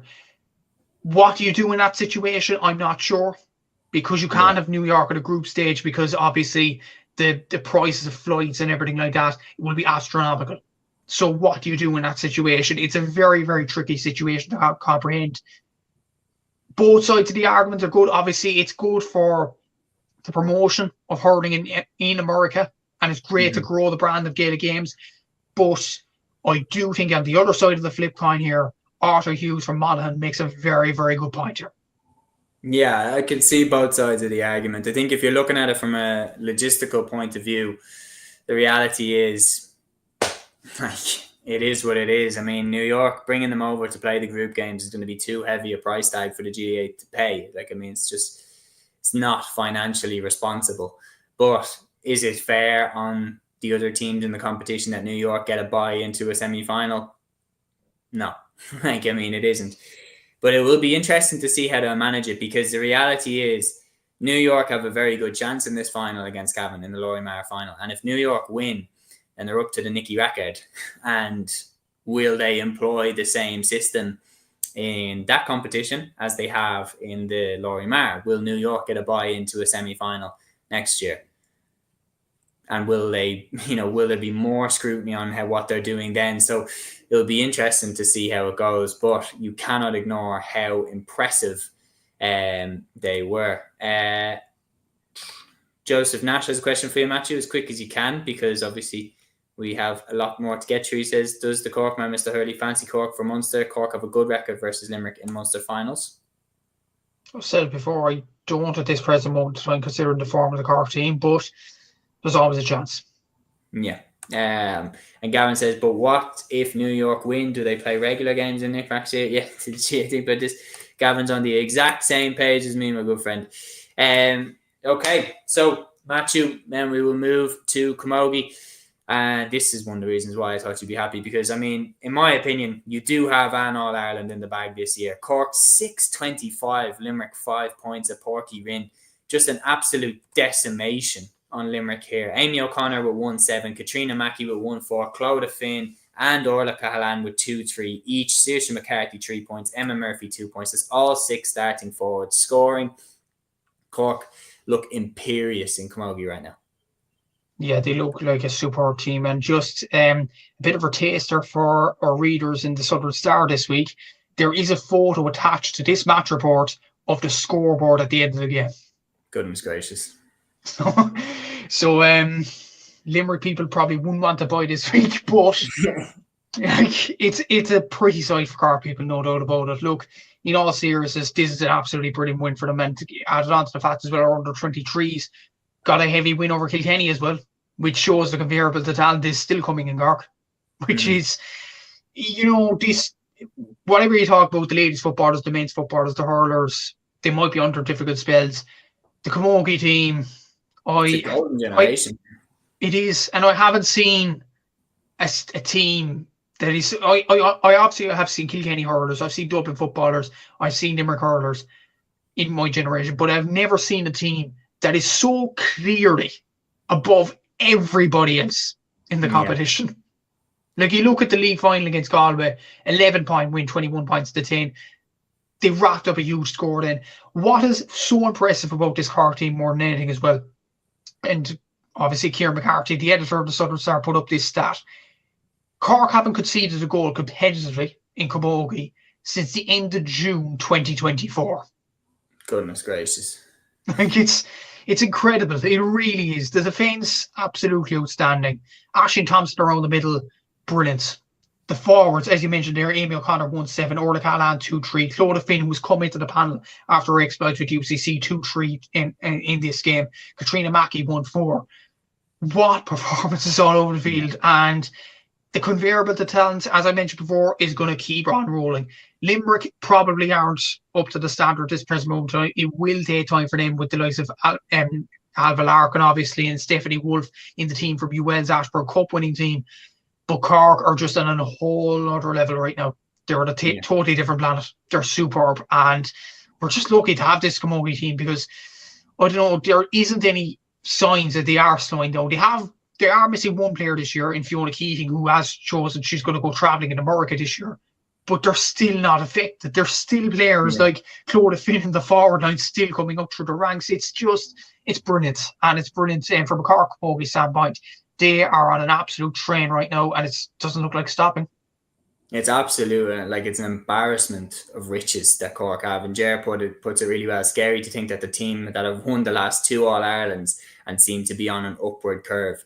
You talked about the teams there, like the Dublin men's footballers still had teams like Mayo pushing them to the pin of their collar. The Cork LGFA team that won 11 All-Irelands in 12 years, they still had razor-tight games against the Dubs, against Mayo in various years. The Limerick men's hurlers had Clare pushing them all the way. The Kilkenny men's hurlers had Tip pushing them all the way. But this Cork camogie team, man, like as you said there, that stat of not conceding a goal since June 2024 is crazy, considering they've played in an All-Ireland semi-final, All-Ireland final, and they just look so far ahead of all of their competition. I see no other end to the Camogie Championship than Cork with the Cup again. I see no other end than that. You certainly are lucky to have them. The other game that took place in that group, Clare got a very important win over Wexford here. Zian Spillane provided 6 points out of their 15-point total. For Wexford, it's a bad start, but for Clare, it's a big win over the Leinster finalists. Yeah, huge. And Roisin Begley got 4 points as well, so very good win from a Clare point of view. And they've had players that have done well over the years with obviously UL and Ashburn Cup action. Obviously, Zian Spillane, Anya O'Loughlin's a very good player in the forward line for Clare. So is Lorna McNamara, Roisin Begley, as I mentioned there. They have superb talent. And looking at this group, you would imagine Cork and Tip would be the top 2. And then there's one more spot for the knockout phase. And this was the game to decide that more than likely Limerick are probably going to be the 5th place team out of the 5-team group. So this was probably the decider. And Clare got the win. They were at home in Ennis. They did the job. They were slightly favourites for this game and they got over the line. Very good result for Clare. Considering actually they got a bit of a slaughtering off Cork. No shame whatsoever. Cork were a superb team in the Munster semi-final, but what recovery from a Clare point of view, and they look like they have 1 foot in the knockout stages of the Camogie Championship. That's good for Clare Camogie. Absolutely. We'll move then to Group 2's round 1. Dublin defeated by Galway. Again, sound familiar. Galway 15 points, Dublin 1-6 in Kenny Park. The thing I'd be a little bit worried about from a Dublin perspective is we're really, really solid at the back. We've got a fantastic fullback there in Emma O'Byrne, and then we've got Ashton Maher at centre half back, who also provides an attacking threat for us. But going forward, we tend to struggle. Ash Maher provided 3 points first from 6, but we were very much controlled by Galway's defence in terms of our threat going forward, while Galway punished every mistake that Dublin made from a free. Carrie Dolan hit 11 points out of Galway's 15. 9 of those came from frees. She's deadly accurate and she punished every mistake that Dublin made. Yeah, and she's a brilliant player, obviously. And Galway do have a strong panel in this. I know, obviously, they lost by 11 points to Cork, but they showed in the All-Ireland Final last year, even with missing players like Shauna Healy. Shauna Healy is back this season, and fair play to her for that. They were missing the likes of Sarah Dervin, their captain and their leader, and they still pushed Cork all the way. So, like, you never know with this Galway team. They can push Cork, and they do have a strong team. They're probably the second in command, if there is any, to Cork this year, and they look very, very strong. For Dublin, it's a bit of a damaging defeat in many ways, because this group contains Galway, Dublin, Kilkenny and Waterford. I'm not mentioning Derry because I think Derry are probably the clear 5th place team. Then you have 3 teams that will make it to the knockout stages. Dublin realistically have to win one of the Kilkenny game or the Waterford game alongside the Derry game as well. So you can't afford any slippers in this group. They're off to a bad start. It's about the recovery now. As we mentioned before, Emma Byrne, Aisling Maher, Aisling O'Neill, like, they are very good players. I'm sure they'll have the capacity to turn around, but they have to do it sharpish. This is a really tough group.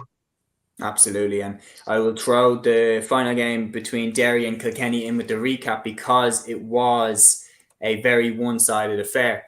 But on a massive weekend for Camogie, where the players finally managed to push through the right to wear shorts or skirts depending on their preference. So it was a huge week for Camogie, but also a huge week because the championship group stages kicked off. We saw Cork batter Limerick, looking as imperious as ever, scoring 6-25 to Limerick's 5 points. All 6 starting forwards for Cork got on the score sheet. Amy O'Connor finished at 1-7, Katrina Mackey 1-4, Clodagh Finn and Orla Callahan with 2-3 each, Saoirse McCarthy with 3 points and Emma Murphy with 2 points. Clare got a very important win over Wexford at Cusack Park and Ennis, 15 points to 1-9. Zian Spillane with 6 points and Roisin Begley with 4 points led the way for Clare up front.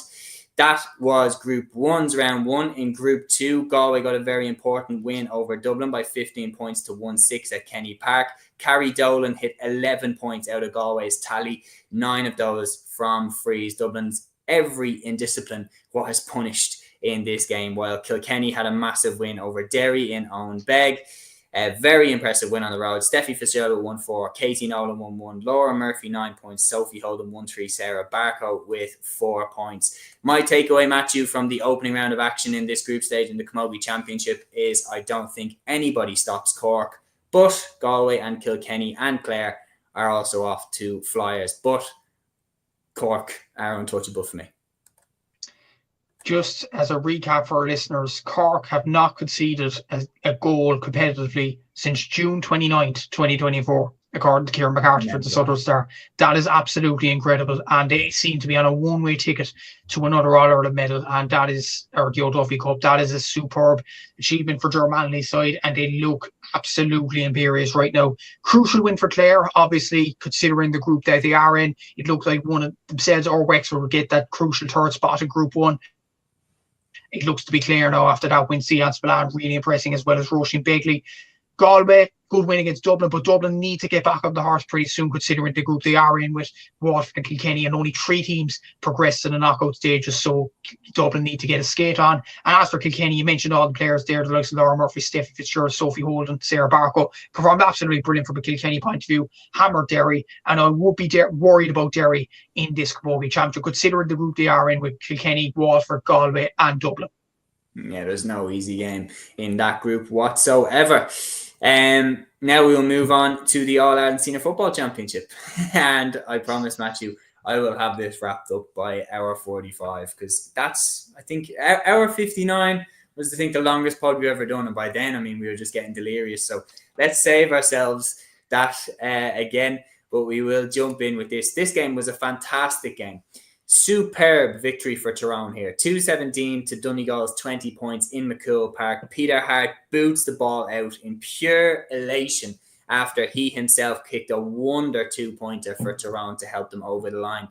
Donegal recently crowned Ulster champions for the second year in a row, but what a victory this is for Tyrone. Huge win. And I did say in my, I got it wrong ultimately, but I did say in my pre-season predictions in the championship that I thought Tyrone would win the Ulster Championship. It's almost like Eamon Dunphy's prediction in the 2014 World Cup, where he predicted Chile would win the World Cup. But ultimately, Chile didn't. But they won the Copa America above Argentina. They reached the final. So in the long run, Dunphy was right. In the long run, I was right here, because Tyrone didn't win Ulster, but they beat the Ulster champions in their own backyard. So I was right in that kind of standpoint that Tyrone football is on the way back. They look really, really good at this present moment in time. Darren McCurry's superb. Shawnee O'Donnell took two very good goals in the first half to set them on their way. Peter Hart, what a leader. Obviously, he kicked the ball out at the end, and probably fitting that he did it, because he got the crucial 2-pointer to get Tyrone in the driver's seat. Obviously, Corbett Quinn didn't get in the last point. Cue delirium in the stadium afterwards for the Tyrone fans.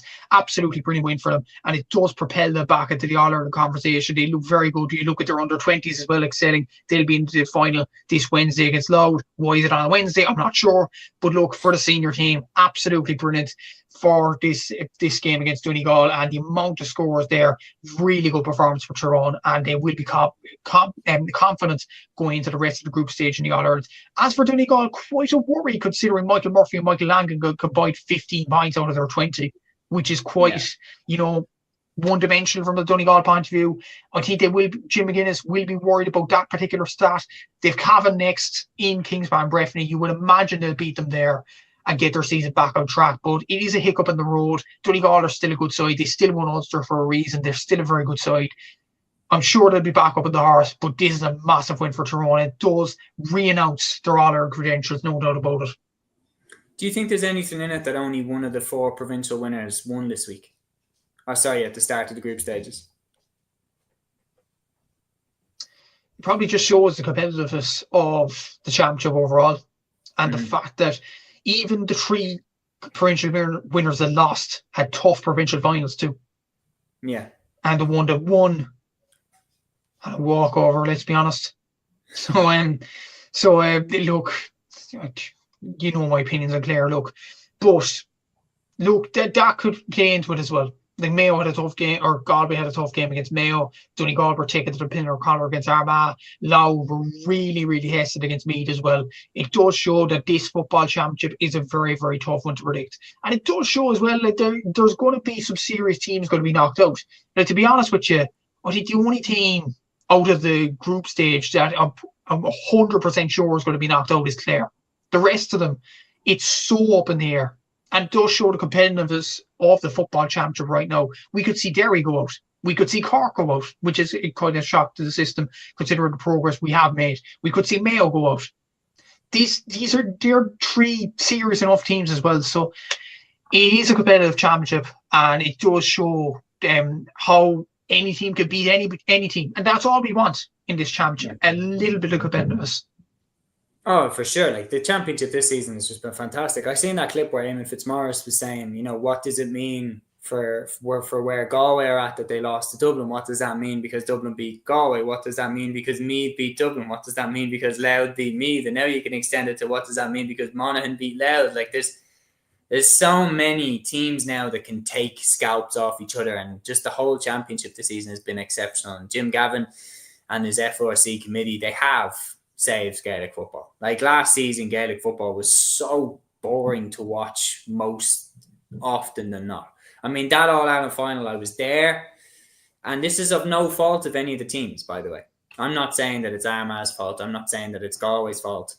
But the game itself, if you were to watch it without the crowd, it wasn't great. Like, it wasn't a great entertaining spectacle, and the atmosphere made it awesome. Like, I was there, and the atmosphere, like, just especially going down into the last 10 minutes, was extraordinary. And that kind of made me feel like the game had almost been better than it was, because the atmosphere was extraordinary.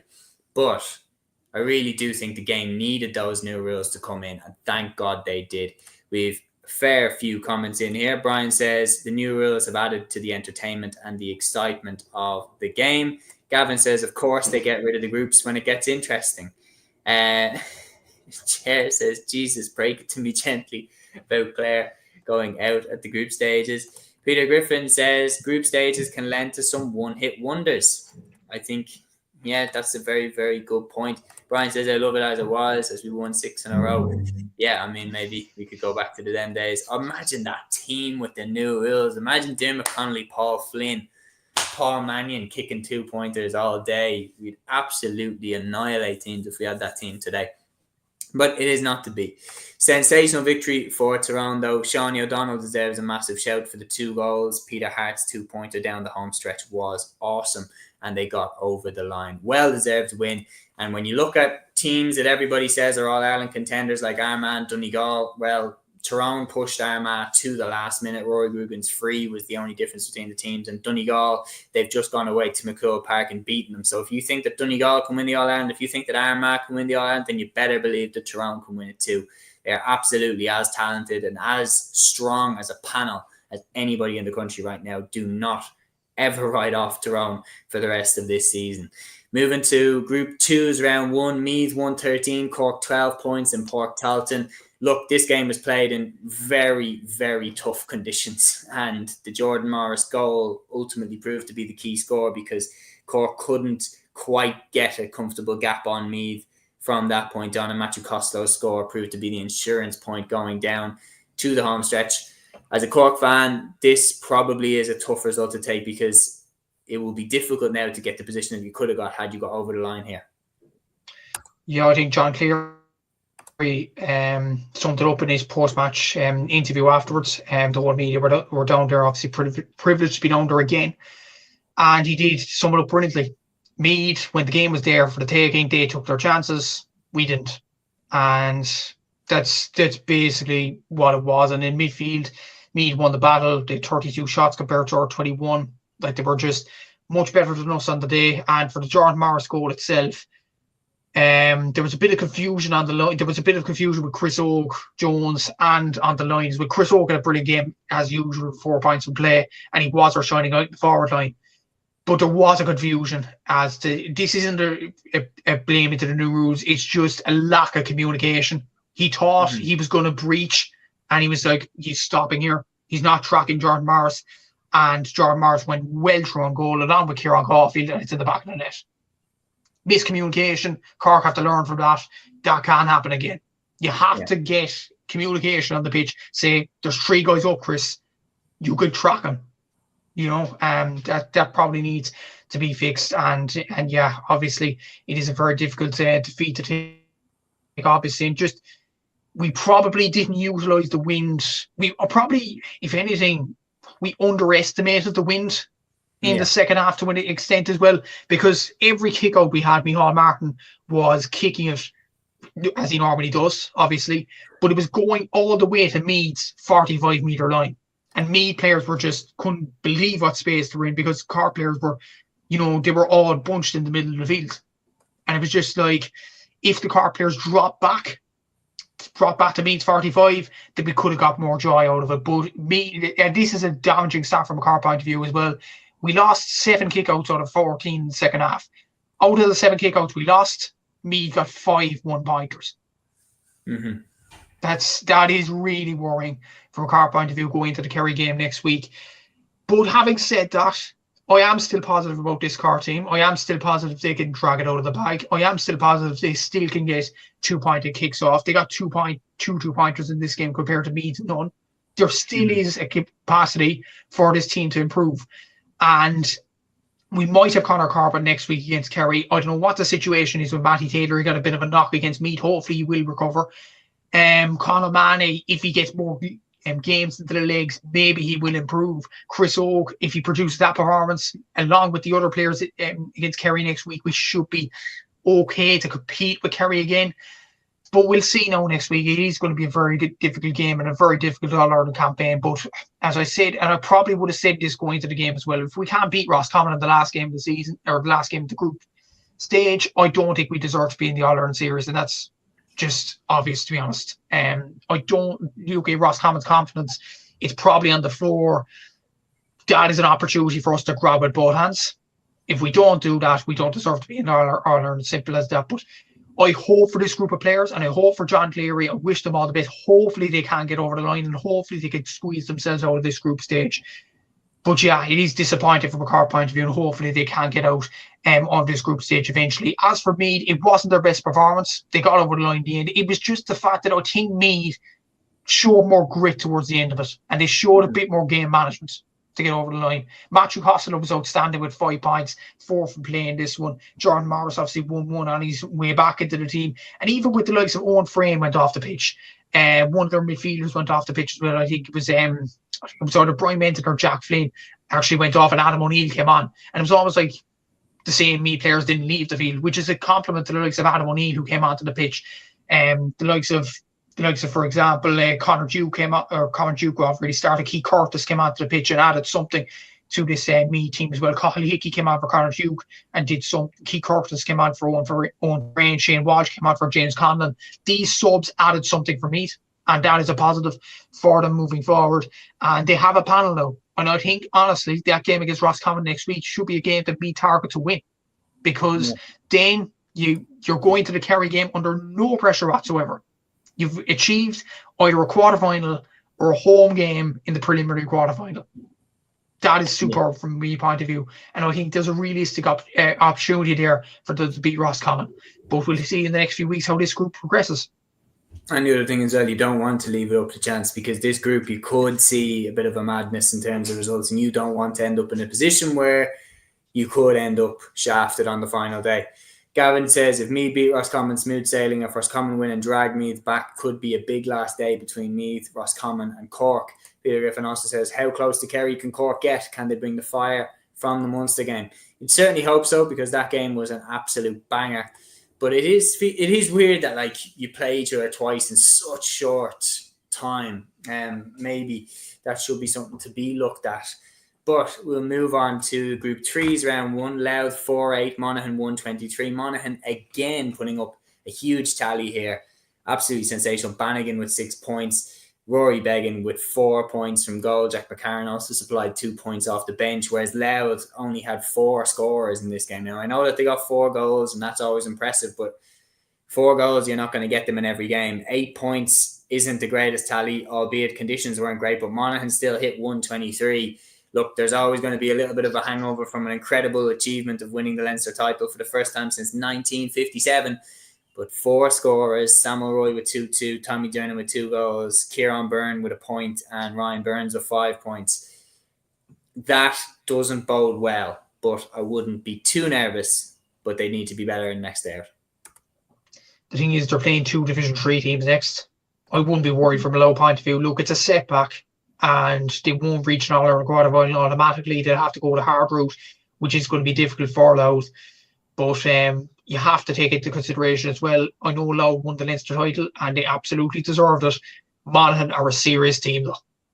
Mm-hmm. And they, along with the Galway hurlers, have changed my mind throughout the whole season. Like midway through the league, I was thinking, okay, they didn't boss midfield against Cork. They didn't do so well. In some games, they might be getting lucky. But towards the league campaign, I've seen them in the final against Roscommon, and I've seen them against Donegal as well in the Ulster semi-final. They're a serious team. They are Ulster quarterfinal, sorry. They look an absolutely serious team at this present moment in time, even though Conor McManus, Stephen O'Hanlon getting 1-3 in this.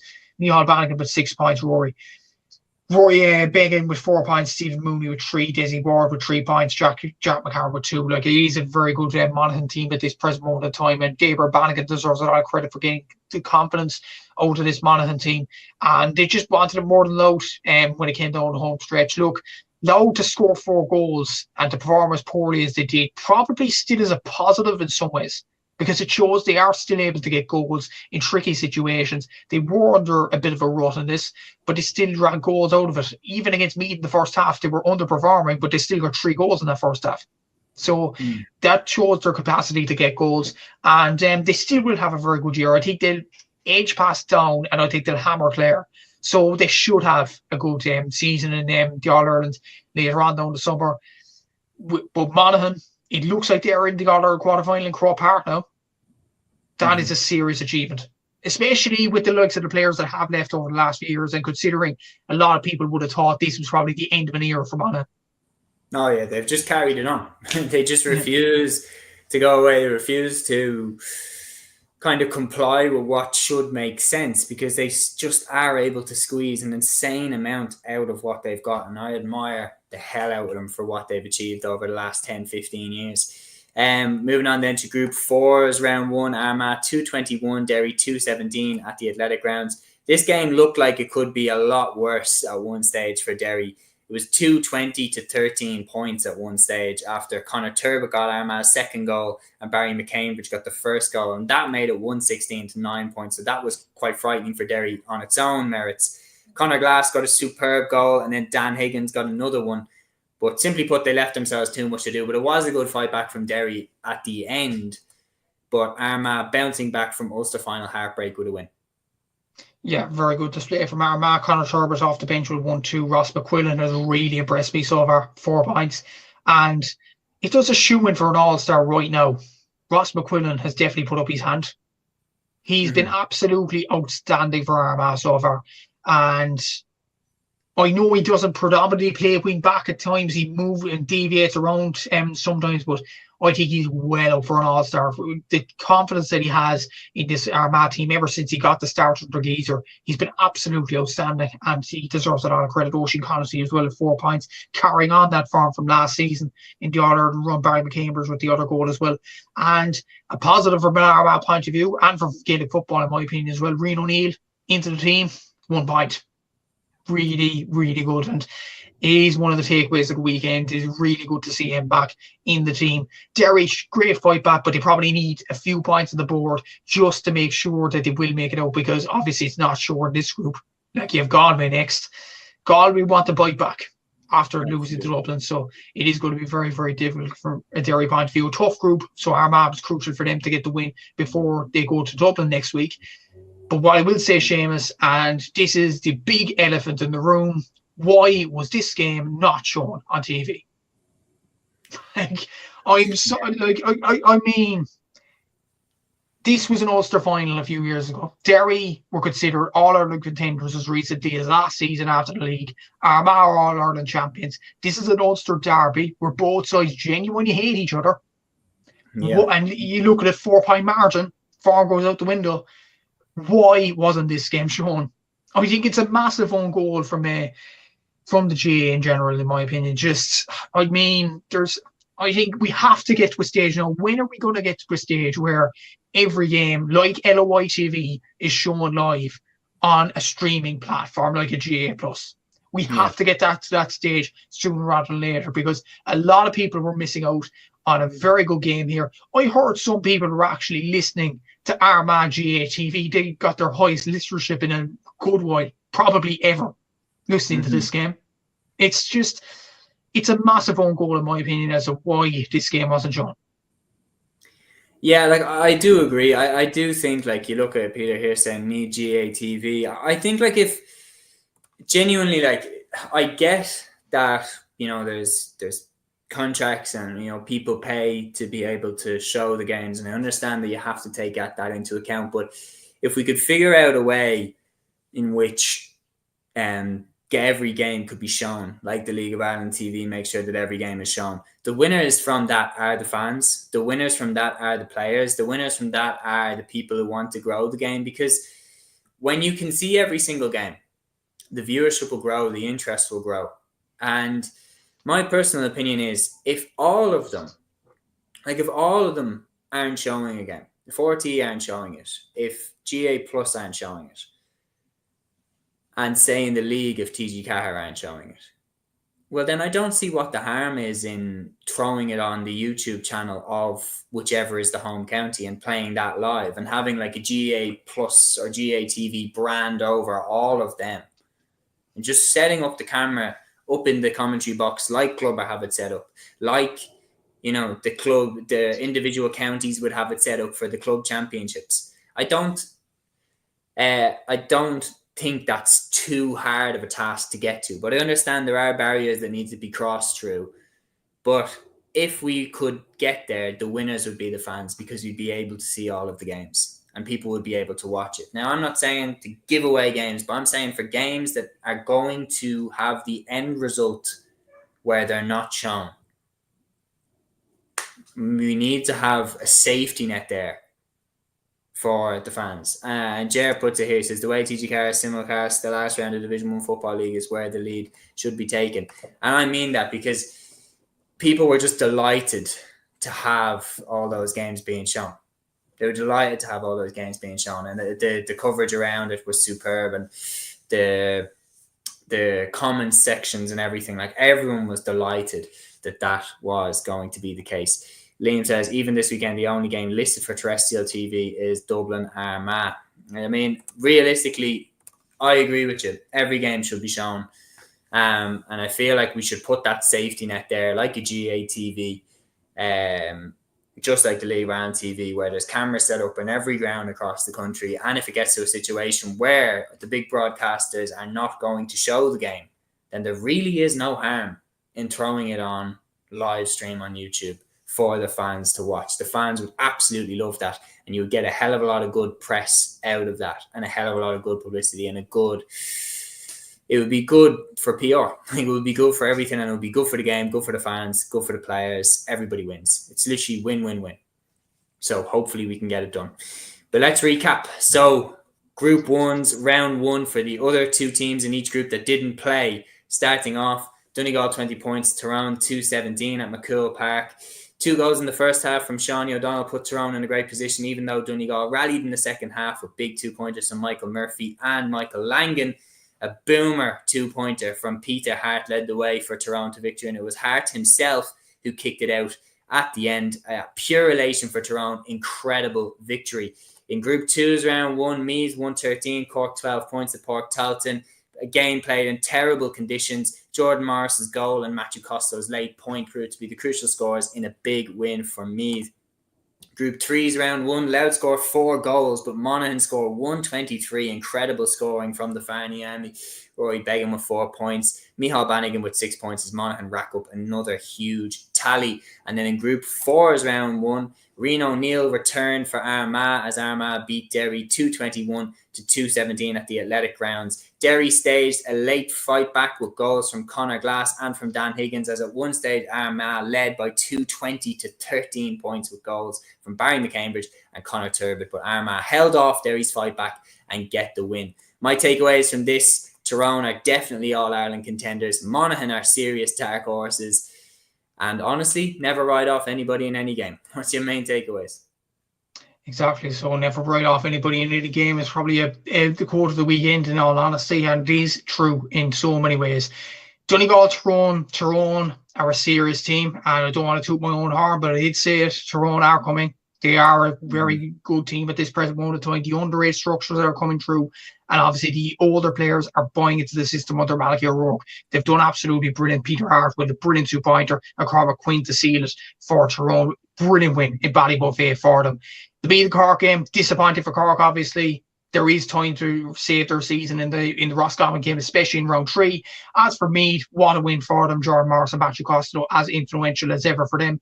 Monaghan, as you say, serious dark horses. They're not going away. Louth's ability to get goals is a positive for them, but Monaghan almost certainly in the All-Ireland quarterfinals at this early stage of the group stage, only in May, which is absolutely incredible for them. And as for Group 4, few takeaways in the Armagh and Derry game. Brilliant for Reno O'Neill to come back. Conor Turbot scoring 1-2 off the bench, showing his form. And we need all games shown on a GA TV or some streaming platform, just like LOI TV. Repeating myself, but look, that's the fact. Yeah, no, I would agree with you. Shawnee K here says, what's your pick for quarterfinals? feel like if we dive into that debate, we'll be here until 2 hours. I'll give you a very, very quick and in the moment answer. So I'm looking at the tables here. Pick for quarterfinals. I think Tyrone and Donegal, definitely there. Kerry, Monaghan, Dublin, Armagh, Galway. What would you be thinking? Starting off with the first place teams, Monaghan definitely, Kerry definitely. I'm going to say Tyrone after that win, and I'm going to say Armagh. So that's the four.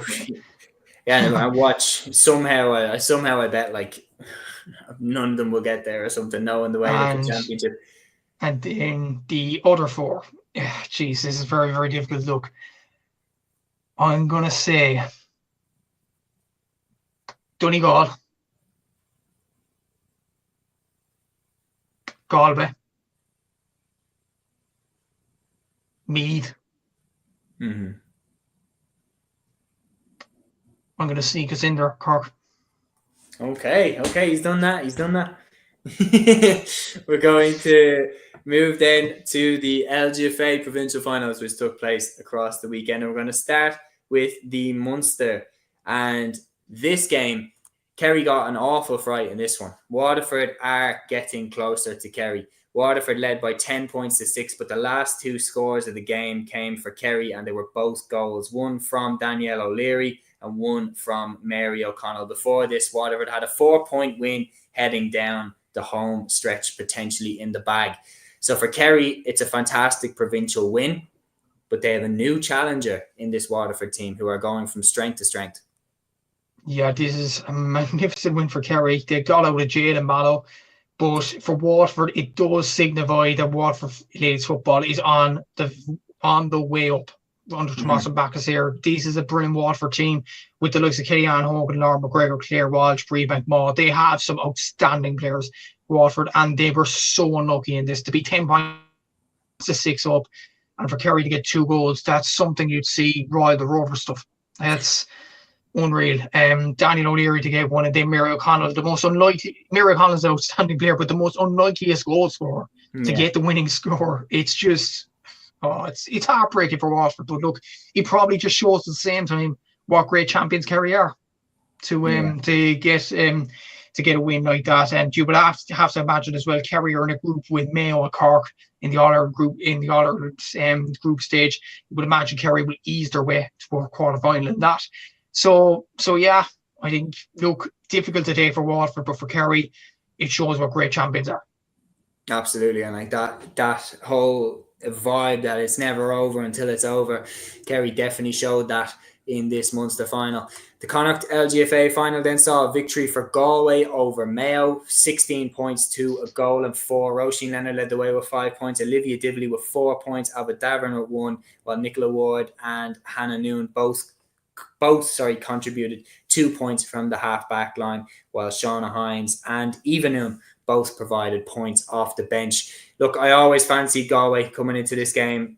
Mayo have been absolutely decimated by players leaving for Australia, and out of their 1-4, Sinead Walsh kicked 1-3. 2 of those points were from frees. So Mayo had no threats really for Galway up front. They weren't able to punish them at all. Galway, by far the best team in Connacht this season and worthy Connacht champions. Exactly so. And Galway have now, in 2025, won 11 games in a row, and that's 11 games they played.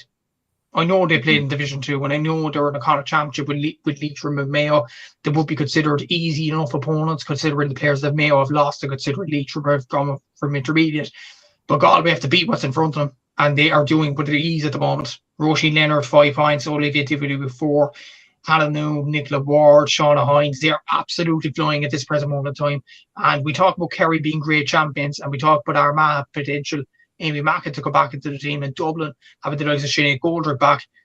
Galway, watch out for them.